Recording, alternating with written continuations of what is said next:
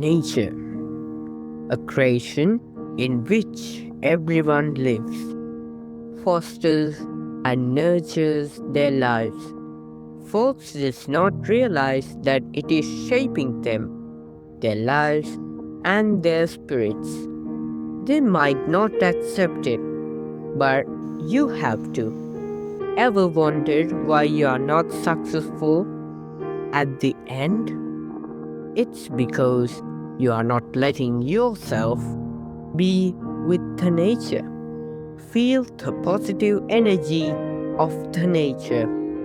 Get outside and enjoy the bliss of nature. Take a deep breath and take off your footwear. You will feel the warmth. Let it bring positive energy upon your mind to make your day successful. Now, let's be honest. Nature always brings us catastrophes and pulls itself together. And why don't you pull yourself together accordingly? Do it and commemorate the nature and testimony it. You'll be delighted with the result. Put some seeds and speak to them every single day. Get ready to be astonished with their obedience. Nature is always on your side, but the way you treat it matters. This is the main place in which you learn love, affection, and protection.